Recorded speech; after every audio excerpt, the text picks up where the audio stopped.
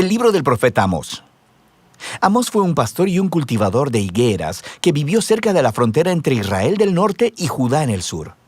El norte había obtenido su independencia unos 150 años antes, recuerda Primera de Reyes capítulo 12, y estaba siendo gobernado por Jeroboam II, un exitoso líder militar.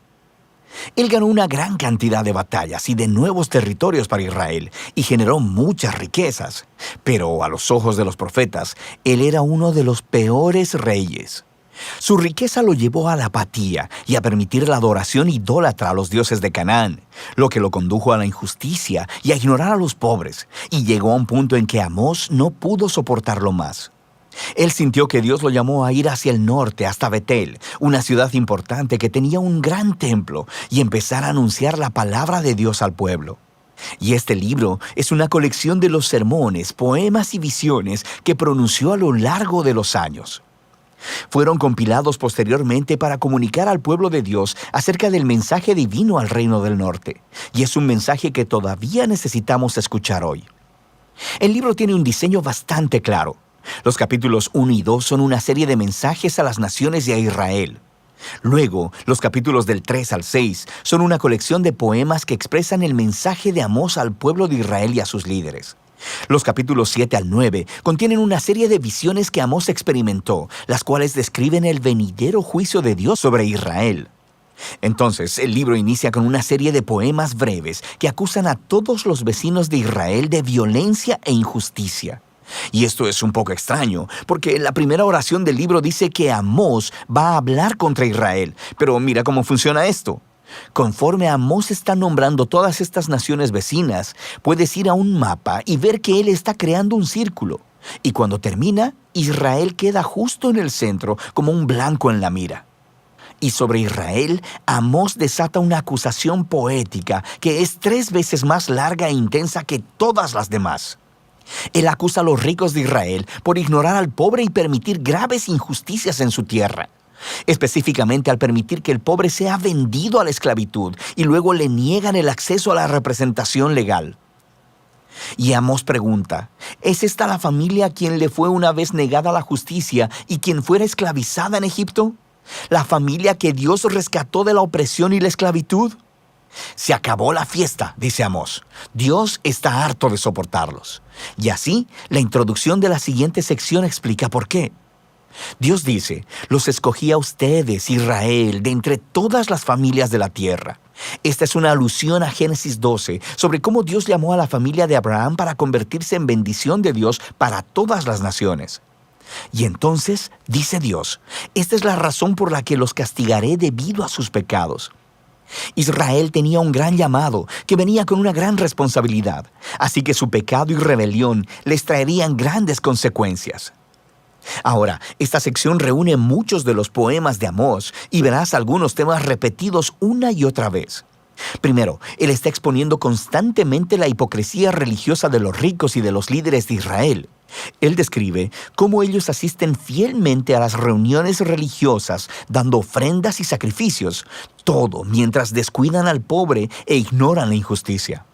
Y Amós dice que todo esto es una farsa, que Dios en realidad odia la adoración que ellos le profesan, porque está completamente desconectada de la forma como tratan a las personas. Dios dice que una verdadera relación con Él transformará las relaciones entre las personas. Y así, el llamado de Amós a la verdadera adoración es el permitir que el juicio fluya como las aguas y la justicia como una corriente inagotable. Ahora, estas 2 palabras son muy importantes para Amós y de hecho para todos los profetas.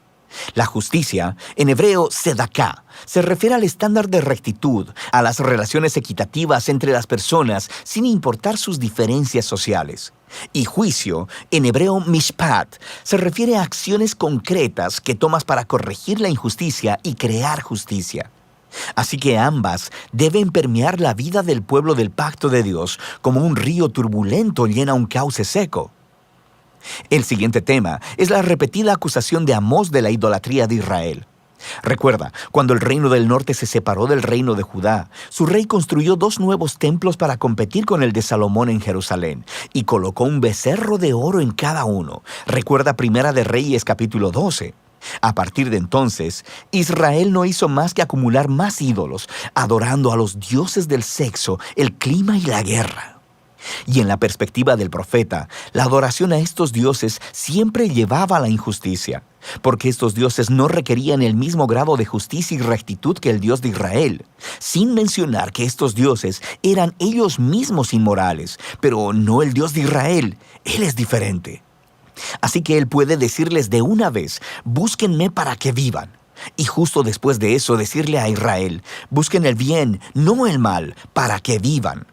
Así que la verdadera adoración al Dios creador de Israel es sinónimo de hacer el bien, de la generosidad y la justicia. Y así, el tema final en estos capítulos es que debido a que Israel y su rey han rechazado a Amós y a los otros profetas, Dios traerá el día del Señor. Este es un grande y terrible acto de justicia sobre Israel, y específicamente, Amós predice que una nación poderosa vendrá, conquistará y destruirá sus ciudades y llevará al pueblo al exilio. Y sabemos que esta predicción se hizo realidad.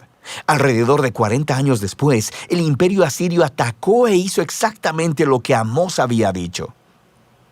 El libro termina con una serie de visiones que Amós experimentó, y son representaciones simbólicas del venidero día del Señor. Así que él ve que Israel es devastado por una plaga de langostas, y luego por un fuego abrasador, y luego son tragados como una fruta madura. Y en la visión final, Amós mira a Dios golpeando con violencia los pilares del templo de los ídolos de Israel en Betel, y el edificio entero se desmorona. Es una imagen de justicia de Dios sobre los líderes y dioses de Israel, y por fin su final ha llegado. Pero luego, de repente, en el último párrafo, vemos un destello de esperanza. Él ve esta imagen de Israel como de un edificio destruido. Y Dios dice que de las ruinas un día restaurará la casa de David. En otras palabras, Él traerá al futuro rey mesiánico de la línea de David y reconstruirá la familia del pueblo de Dios, la cual, sorprendentemente, se nos dice que incluirá personas de todas las naciones. Toda la devastación causada por el pecado de Israel y el juicio de Dios será revertida ese día. Este párrafo final es muy importante. Es la única señal de esperanza del otro lado del juicio y nos ayuda a ver cómo el libro está explorando la relación entre la justicia y la misericordia de Dios. Dios es bueno. Él debe confrontar y juzgar la maldad que está en Israel y en las naciones. Pero sus propósitos a largo plazo son restaurar su mundo y construir una nueva familia del pacto. Así que, a través de las palabras de Amós, escuchamos hoy su llamado de aprender de la hipocresía y del desastre de Israel para abrazar la verdadera adoración de este Dios, la cual nos debe llevar siempre al juicio y la justicia y a amar a nuestro prójimo. Y de eso trata el libro de Amós.